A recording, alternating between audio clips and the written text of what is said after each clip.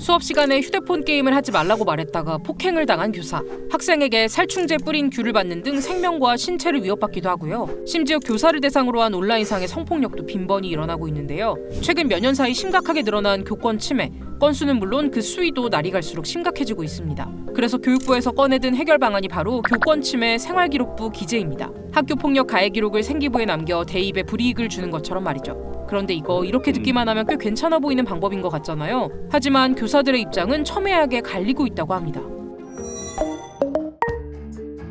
사실 교권 침해를 생기부에 기록하자는 이야기는 지금 당장 나온 건 아닌데요. 2022년 그리고 서희초 사건 이후에도 관련 이야기가 나왔지만 국회의 문턱을 넘지는 못했습니다. 지금까지 안 됐던 것은 여러 가지 부작용이 있을 수 있기 때문이거든요. 기재가 되는 학생이나 학부모의 입장에서 보면은 이건 반드시 막고자 하는 내용이거든요. 법정 소속이라든가 민원이라든가 재심과 같은 법적인 수단을 동원해서 막으려고 노력을 할 것이고 결국은 법적인 싸움에 교원들이 또 휘말리게 될 가능성도 있다. 왜 앞서 학폭으로 인한 생기부 기재의 경우만 봐도 학폭 가해자가 생기부 기재를 막기 위해 오히려 피해자를 소송하고 동시에 학부모의 민원이 늘었던 선례가 있잖아요. 이런 사례들이 교사를 대상으로도 이뤄질 수 있다는 겁니다. 이게 단순히 고소 고발로 인해 피로가 쌓이는 문제뿐만이 아니라요. 교육의 기본인 생활지도조차 하지 못하게 되는 상황이 생긴다는데요. 모든 교사의 행위를 법적 잣대로 들여대다 보니까 교사의 재량권이 상당히 축소가 되는 거예요. 예를 들어 예전에는 가해 학생, 피해 학생을 중재를 하는 과정에서 가해 학생한테 이러이러한 걸 잘못했으니까 피해 학생한테 사과해 라고 교사가 이야기를 하고 중재하고 생활지도를 하는 게 아무런 문제가 없었거든요. 근데 사법화가 되었다는 얘기는 선생님이 피해 학생 편을 들어서 가해 학생에게 사과를 강요했다. 사과를 했으니까 손해배상 청구를 하겠다. 이로 인해서 경찰 신고, 가해 학생에 대한 정서학대 신고, 민사상 손해배상 청구 그런 걸 당하는 경우가 상당히 많이 있습니다. 결국 이런 문제로 생기부의 교권 침해 사항을 기재하는 건 미뤄둔 상태로 2014년 교권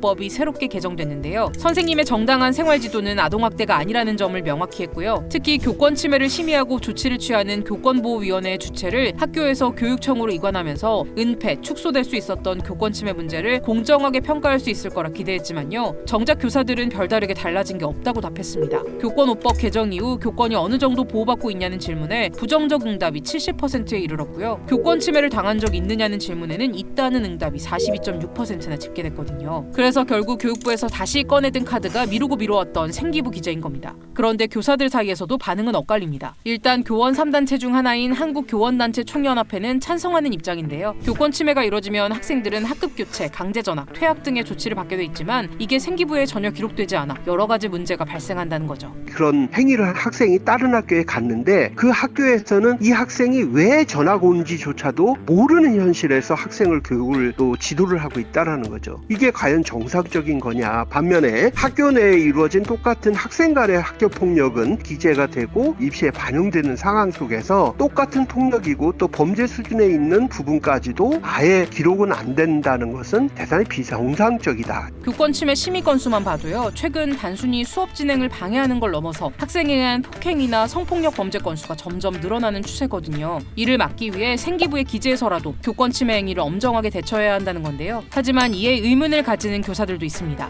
교사를 대상으로 한 아동학대 신고 건수가 2년간 1,400건이 넘는 상황. 즉 무고성 아동학대 신고로 교사들이 고통받고 있는 상황에 생기부 기재는 이 문제를 더 심각하게 할 뿐 교권 침해를 근본적으로 해결할 수 없을 거라 주장하는데요. 아동학대법이라는 것이 의심되는 정황만 있어도 신고가 가능하게 되어 있어요. 교사는 아동학대가 아니라는 것을 해명하기 위해서 수많은 조사를 받아야 되고 그 상황에서 너무 많은 소진이 되고 있어요. 정서적 아동학대 조항이 모호한 채로 남아있는 경우에 교권 침해 사안에 대해서 결정된 것을 따르지 않거나 불복하거나 이런 사례들이 더 많아지면 사실 학생부 기재 자체는 크게 의미가 없어지는 거잖아요. 교사들의 엇갈리는 의견에 교육부도 현장 의견을 좀 더 모으겠다라고 했지만요. 전문가들은 교권 침해 문제 해결을 위해서는 무엇보다 학교가 교사들을 보호하는 공간이 돼야 한다고 강조합니다. 학교도 학교장도 행정 관료들도 교사들을 보호하기보다는 문제를 일으키지 않고 적당히 해결하기를 바라는 관료제 문화가 철저하게 깔려 있는 거죠. 외국에서는 교사와 이야기를 하고 싶으면 이메일을 쓴다든가 아니면 적어도 학교장을 통해서 논의를 이어가는데 우리는 교사한테 바로 연락해요. 학교가 공동체적으로 이런 문제들에서 대응해줘야 돼요. 그리고 이런 학생이나 학부모들의 폭력 상황을 되게 공식적으로 학교가 대응할 수 있는 문화 또는 제도를 갖출 필요가 있죠.